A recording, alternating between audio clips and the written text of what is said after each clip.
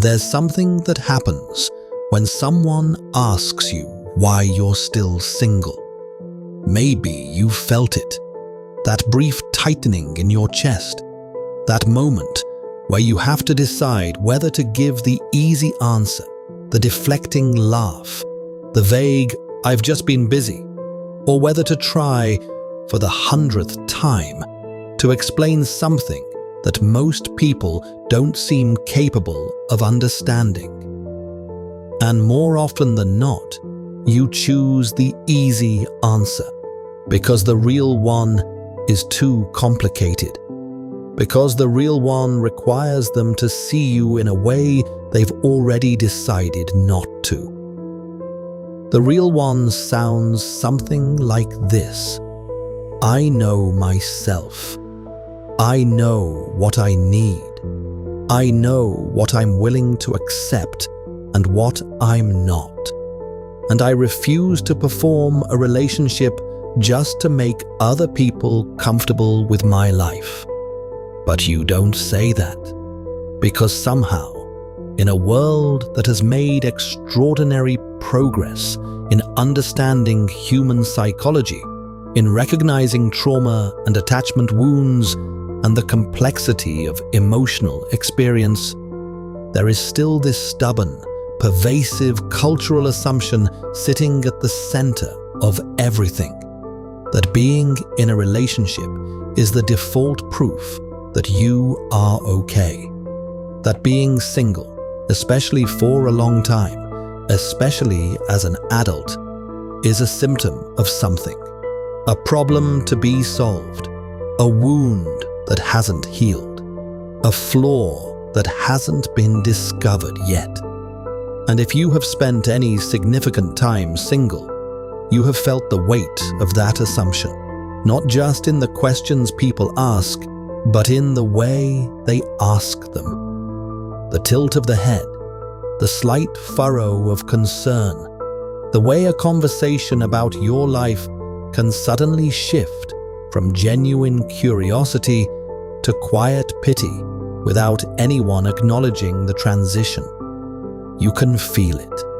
The moment they stop seeing your singleness as a circumstance and start seeing it as a condition. This video is for everyone who has lived inside that assumption and known, with a quiet certainty that is sometimes hard to defend out loud, that it was wrong. Because here is what psychology actually tells us about people who stay single. Not the cultural story, not the assumption, the research, the clinical insight, the accumulated understanding of what it actually means to be a person who chooses solitude over settling, who takes their time, who protects their peace, who loves deeply enough to wait for something real. What psychology tells us is not that something is wrong with these people. It tells us that something is often profoundly, quietly right. And maybe you already knew that. Maybe you've known it for years, carrying it like a private truth that nobody else seemed willing to confirm. If so, I want you to stay with this, because sometimes the most healing thing in the world isn't new information. It's finally hearing someone say out loud what you've always known to be true about yourself. Let's start at the beginning, with the story we've been told. From the time most of us are old enough to absorb cultural messages, we are handed a narrative about what a complete human life looks like. It involves milestones, it involves partnership, it involves, at some point, a moment where you find your person, and the implicit suggestion is that once you do, something fundamental about your life shifts from incomplete to whole. This narrative is so deeply embedded in our collective imagination that we often don't even recognize it as a story. We experience it as reality, as the natural order of things, as the way human lives are supposed to unfold. And the corollary to this story, the dark side of the same coin, is that people who don't follow the timeline are somehow off track, delayed, damaged, afraid. The cultural vocabulary around long-term singleness is almost exclusively deficit-based. We talk about people who can't find someone, as if finding a partner were a simple task that only incompetence or misfortune could prevent. We talk about people being too picky, as if having standards were a character flaw rather than a sign of self-knowledge. We talk about people who are afraid of commitment, as if the only reason someone might not rush into a relationship were fear, rather than wisdom, rather than the hard-won understanding that the wrong relationship is not better than no relationship. Psychologists who study relationship patterns and personal well-being have long noted a fascinating disconnect between cultural messaging and actual psychological data. The cultural messaging says coupled is better. The data says it depends entirely on the quality of the coupling. Research consistently shows that people in high-quality, supportive relationships do report higher well-being than people who are single.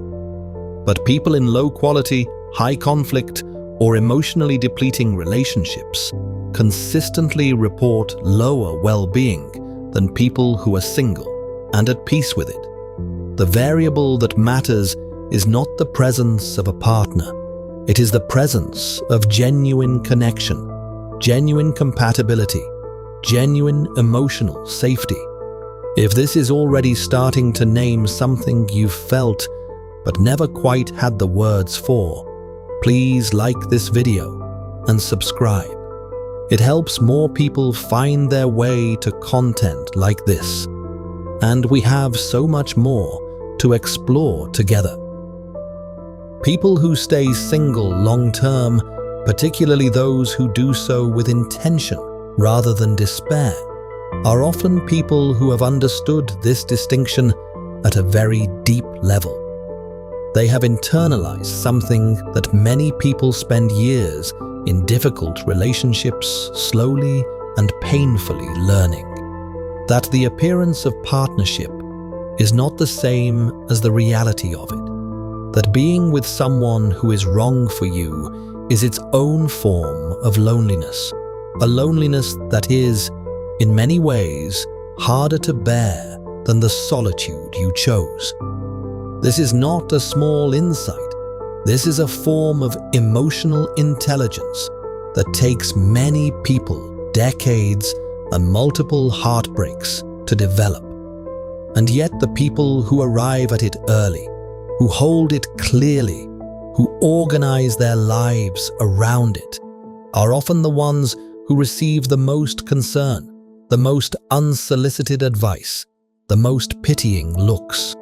There's something almost paradoxical about that. The people who have understood something important about love are the ones being told they don't understand it yet. Let's talk about what selectivity actually is, because this word gets misused constantly in conversations about single people. When someone says that a person is too selective, they almost always mean it as a criticism. They mean your standards are unrealistic. They mean you are holding out for something that doesn't exist.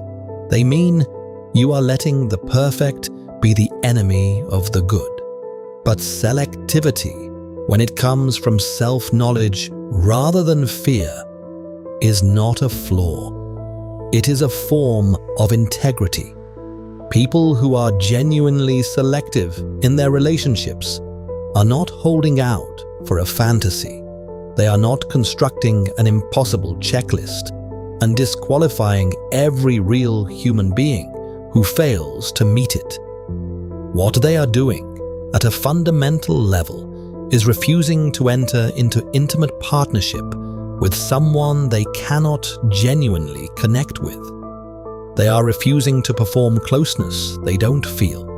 They are refusing to fill a social role at the expense of their own emotional truth. And here's what makes this so difficult to understand from the outside. Selectivity looks like rejection. It looks like unavailability. It looks to people who have been taught that any willing partner is better than no partner, like an inexplicable refusal of something good. But from the inside, it doesn't feel like rejection at all. It feels like honesty. It feels like the only ethical choice available to someone who takes both their own heart and other people's hearts seriously. Because here is the truth that rarely gets acknowledged. Entering a relationship you don't genuinely want is not kind. It is not generous. It is not giving it a chance. It is at its core a form of dishonesty, both toward the other person and toward yourself. And people who stay single rather than do this are not being selfish. They are being honest. They are refusing to use another person as a solution to social pressure. They are holding the line on something real. Psychologists who study attachment and relationship formation have found that people with secure attachment styles, those who have developed a stable and grounded relationship with their own sense of self, are often more comfortable spending extended periods single than people with anxious or avoidant attachment patterns. This is counterintuitive to many people because we tend to associate security with partnership, as if having someone is proof that you are secure. But the research suggests something more nuanced. Securely attached people are comfortable waiting for the right connection because they don't need a relationship to feel okay. Their sense of self doesn't depend on being chosen, and so they can afford to be selective in a way that people who are driven by attachment anxiety often cannot. This doesn't mean that everyone who stays single is securely attached. Human psychology is never that simple, but it does mean that the assumption that long-term singleness signals insecurity or dysfunction is not just culturally biased, it is often psychologically backwards. I want to pause here and ask you something. When did you first realize that your singleness wasn't a problem to be fixed, but a choice that reflected something true about who you are? If there was a moment that shifted things for you, I'd genuinely love to hear it in the comments. There is another dimension to this that deserves its own space, and it is perhaps the one that is most invisible to people on the outside.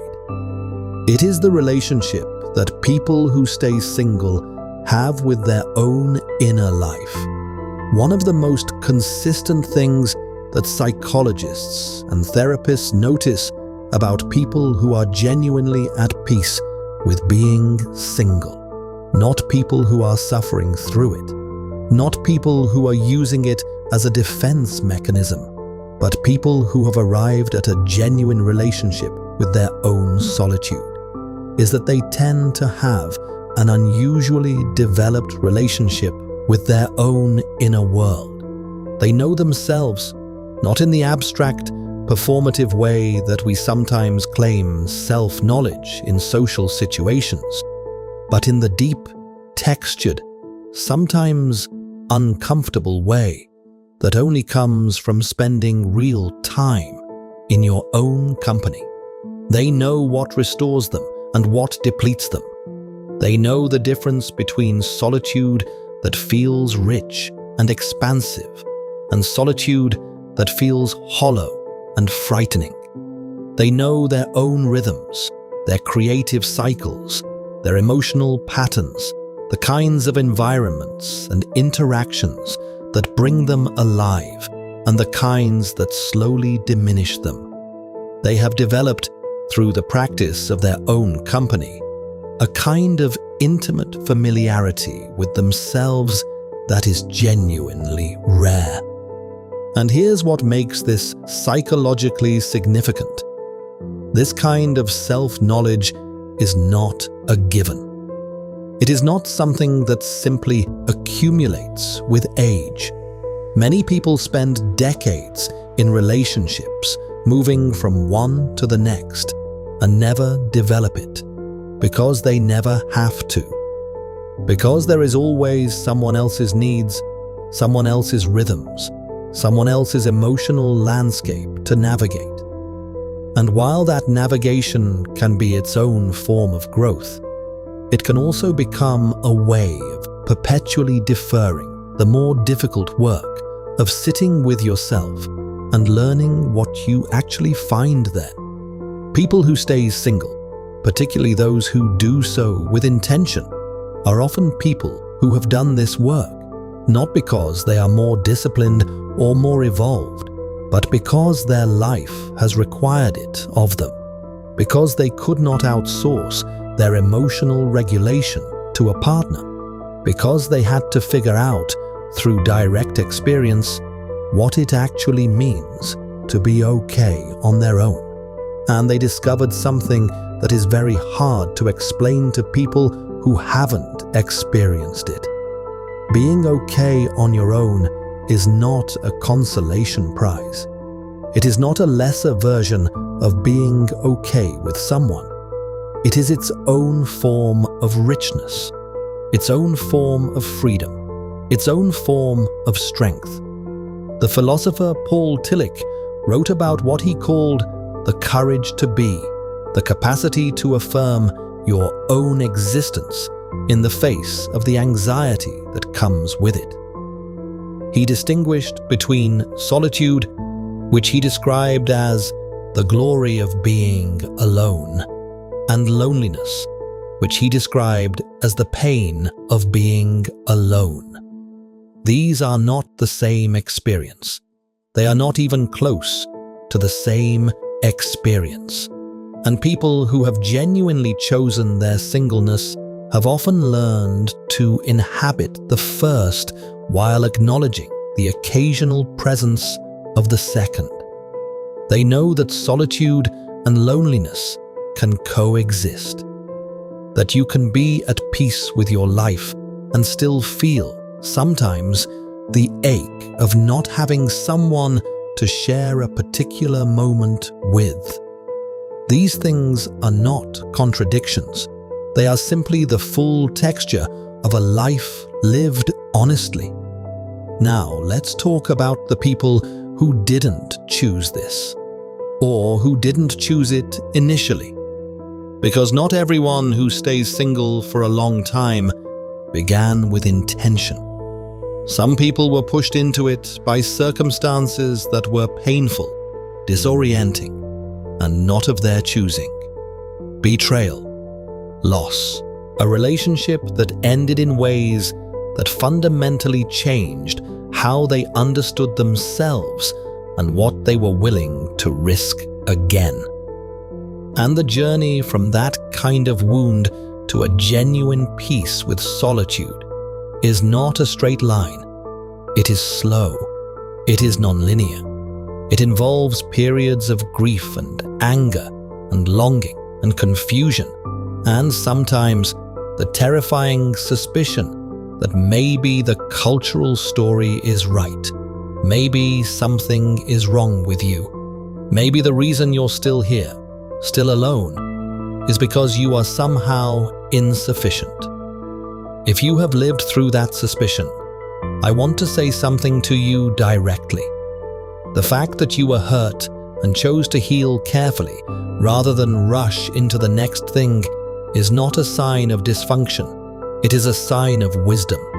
The fact that you rebuilt slowly, that you took your time, that you chose to understand what happened before, allowing yourself to be that vulnerable again, that is not avoidance. That is not fear. That is what genuine healing actually looks like. There is a concept in psychology called post-traumatic growth. The idea that certain kinds of painful experience, when processed with intention and support, can lead not just to recovery, but to a genuine expansion of psychological capacity.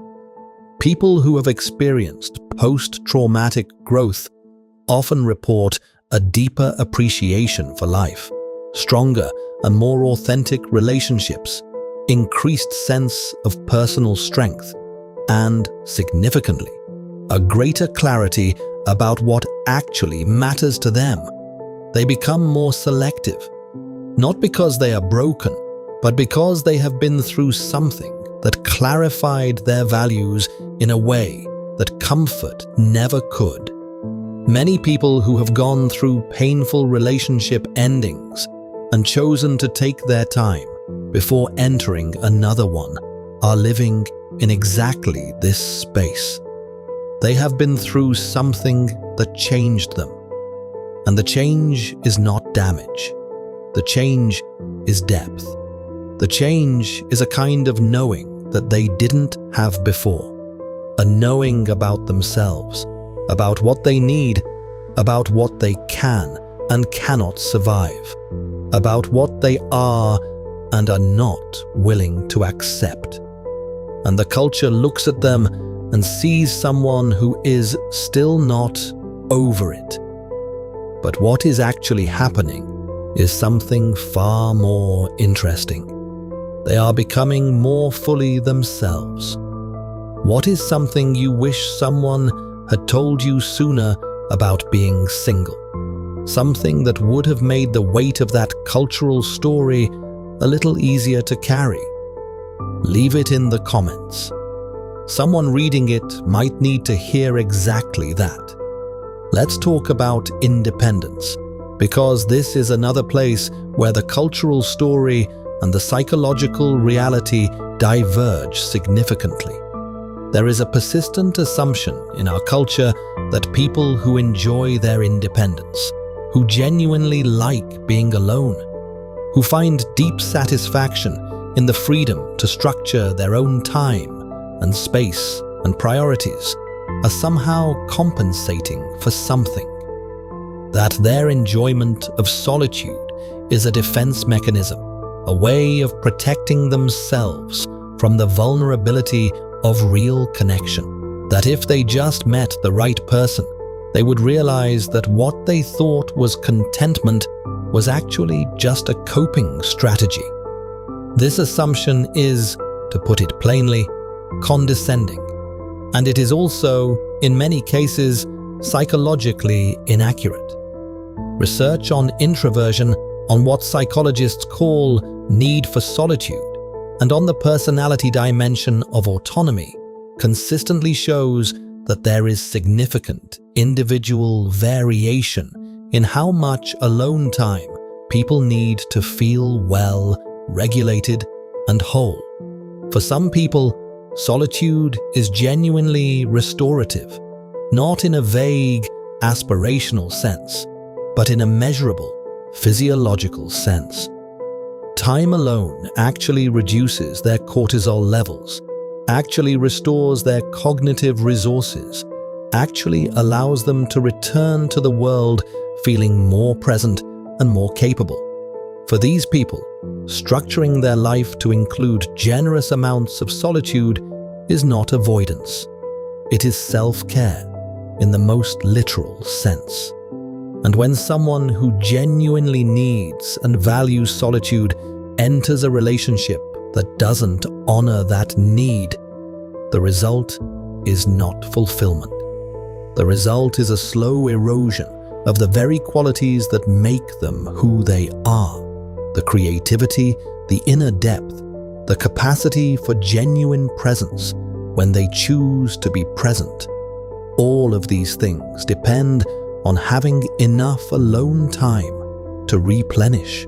And if a relationship doesn't allow for that, if a partner experiences their need for solitude as rejection or indifference, if they have to spend their alone time defending it rather than inhabiting it, then the relationship becomes a source of depletion rather than nourishment. People who stay single often know this about themselves. They know that they are not going to be happy with someone who needs constant togetherness. They know that they need a particular kind of space, and rather than enter a relationship that would require them to betray this fundamental aspect of who they are, they wait. They hold out for someone who understands, or they make peace with the fact that the life they have built, a life with the solitude and independence they need, is genuinely good, genuinely sufficient, genuinely theirs. That is not a failure of connection. That is a success of self-knowledge. Here's the invisible truth that most conversations about single people never reach. The people who stay single longest often love most deeply. This is the part that gets lost in the cultural narrative. The part that the assumption of dysfunction obscures completely. The people who are most careful about who they let in, who are most selective, who take the longest to open up, who seem from the outside to be the most guarded or the most unavailable, are often the people for whom love is not a casual thing, not a social arrangement, not a performance of normalcy, but something they take with extraordinary seriousness. They don't fall easily because falling for them is not a small act. When they let someone in, they let them in completely. When they trust with everything. When they love with a depth and a wholeness that is, frankly, rare.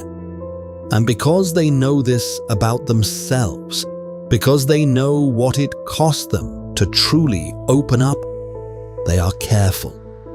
They are patient. They do not give this away to someone who isn't ready to receive it, or who wouldn't recognize it, or who would treat it carelessly. There is a concept in psychology sometimes referred to as the depth of emotional investment, the idea that people vary significantly in how intensely they experience emotional bonds. People who score high on this dimension tend to feel connection more deeply, to be more affected by its presence and its absence, to invest more fully in the people they choose to be close to. And research suggests that these same people often take longer to form romantic attachments, not because they are incapable of them, but because they feel the weight of them so acutely that they cannot enter into them lightly. The culture looks at these people and sees someone who is too serious about relationships, or who has unrealistic expectations, or who is afraid of vulnerability. But what is actually happening is that they understand vulnerability.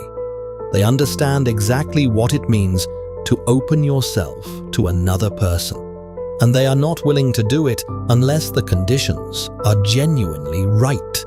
Not because they are cowards, but because they are honest. Not because they don't care, but because they care so much that the wrong choice feels genuinely costly in a way that people with shallower emotional investment simply may not experience. And maybe that's the real thing that nobody says, that some people's hearts are built for depth rather than frequency. that some people are not designed for the casual, the temporary, the let's see where this goes. That for some people, love is not something you practice on people you're not sure about. It is something you offer fully, carefully, and with the full knowledge of what it means. If you recognize yourself in that, I want you to hear this clearly. That is not a flaw. That is not something to fix or work around or apologize for. That is a form of love that the world genuinely needs more of. The world does not suffer from too many people who love too carefully.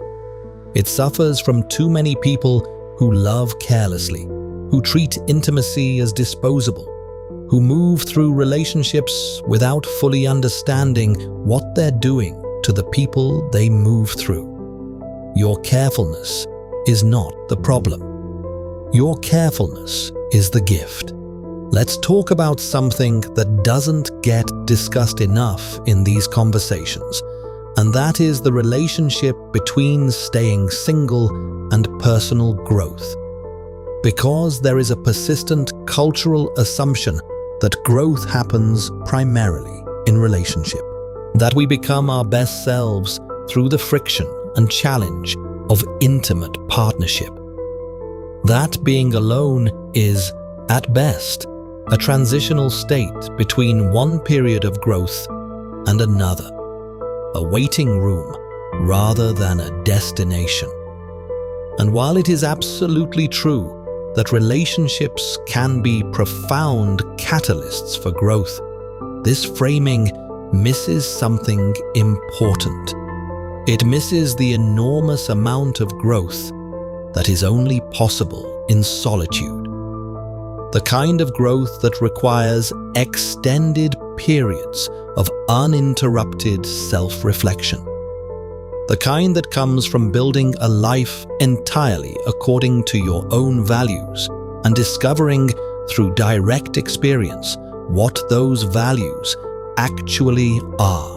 The kind that comes from being solely responsible for your own emotional regulation, your own happiness, your own sense of purpose, and discovering that you are, in fact, capable of all of it. Many people who stay single for extended periods are not avoiding growth. They are in the middle of it. They are building something, whether that is a career, a creative practice, an education, a healing process, a spiritual life, a sense of self that is genuinely their own and not defined by their relationship to another person. They are doing the work of becoming themselves. And this work, this particular work, is genuinely harder to do when you are also managing the emotional complexity of an intimate relationship. This is not an argument against relationships. Relationships are also a path to growth, a profound and irreplaceable one. But it is an argument against the assumption that growth only counts when it happens in the context of partnership, that a life built in solitude is somehow less developed, less mature, less complete than a life built with someone else. Because here is what the people who have done this work know. There is a version of yourself that only emerges when you are alone long enough to hear it. There is a clarity about your own values, your own desires, your own sense of purpose that is very difficult to access when you are constantly in dialogue with another person's needs and perspectives and emotional reality. Not because relationships are bad, but because they are loud, because they fill the space, because they give you so many things to respond to that the quieter signals from your own interior can get lost. People who have spent significant time alone have often heard those quieter signals. They have had the experience of sitting with themselves long enough to know what they actually think, what they actually want, what they actually believe. Not the performed version, not the version shaped by what someone else needs them to be, but the real, unfiltered, sometimes surprising version. And that knowledge is not nothing. That knowledge is, in many ways, the foundation of everything. There is one more thing I want to say before we close, and it is perhaps the most important thing. It is about the difference between being single and being lonely, because these two things have been so thoroughly conflated in our culture that many people can no longer separate them. The assumption is that if you are single, you are lonely, and if you are lonely, you are suffering, and if you are suffering, you need to do something about it. And the something you need to do is find a partner. But loneliness and singleness are not the same thing. Loneliness is a state of disconnection. It is the experience of wanting genuine human connection and not having it. And it is absolutely possible to be lonely while partnered, while surrounded by people, while technically never alone. Loneliness is not about the presence or absence of other bodies. It is about the presence or absence of genuine understanding, genuine intimacy, genuine being, seen. And it is equally possible to be single without being lonely. To have a rich network of friendships, family connections, community ties, creative partnerships, and intellectual relationships that provide genuine connection and genuine intimacy, even in the absence of romantic partnership. Many people who stay single have built exactly this kind of life. They have invested in their relationships with friends, with chosen family, with communities that share their values and their interests. They have found ways to be deeply connected to other human beings without organizing that connection around the romantic partner model. Research on social connection and well-being consistently shows that what matters for psychological health is not the form of connection, but its quality. People who have a small number of deep, genuine, mutually supportive relationships tend to report higher well-being than people who have many superficial ones. And romantic partnership, while it can certainly be one source of deep connection, is not the only one. It is not even, for many people, the primary one. People who stay single often understand this intuitively. They have built their emotional lives around connection in all its forms, not just the romantic form. And the connections they have built precisely because they have invested in them fully, rather than treating them as secondary to a primary romantic relationship, are often extraordinarily rich. So if you are someone who has stayed single for whatever reason, by choice or by circumstance, or by some combination of the two that is too complicated to explain to someone at a dinner party, I want you to hear this. You are not behind. There is no timeline you have failed to meet. There is no milestone you have missed that defines your worth or your completeness as a person. The story that says otherwise is a cultural artifact, not a psychological truth. And you are allowed to set it down. You are not broken.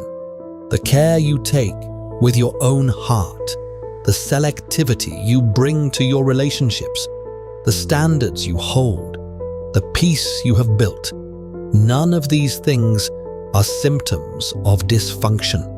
They are signs of someone who knows themselves. And self-knowledge, genuine self-knowledge, is one of the rarest and most valuable things a person can possess. You are not alone in this experience. There are more people than you know who are living quietly inside the same understanding, who have made the same choice or arrived at the same place, who carry the same private certainty that their life, exactly as it is, has value and meaning and richness, and who are tired of having to defend that certainty to people who haven't done the work to understand it. And if there are days when the cultural story gets loud, when the questions feel heavy, when the loneliness comes, as it does for everyone, in waves, I want you to remember this. Feeling the ache of something is not the same as being wrong about your life. You can miss connection and still be at peace with your choices.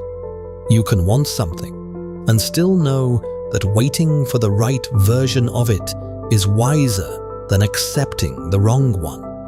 You can be completely, wholly, genuinely okay and still have hard days. That is not failure. That is the full, honest, unedited experience of being human. Your life is not a waiting room. It is not a prologue to the real story that starts when you finally find someone. It is the story. It is already the story.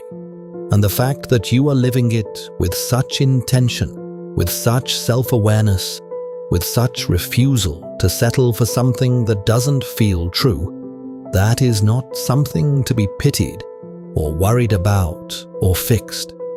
That is something to be deeply, quietly respected. If you know someone who has been carrying the weight of that cultural story, who has been made to feel like their singleness is a problem rather than a reflection of something real and worthy in them, share this with them. Sometimes the most powerful thing we can do for another person is hand them the language for something they've felt but never been able to say. That kind of recognition, the feeling of finally being seen accurately, can quietly change everything.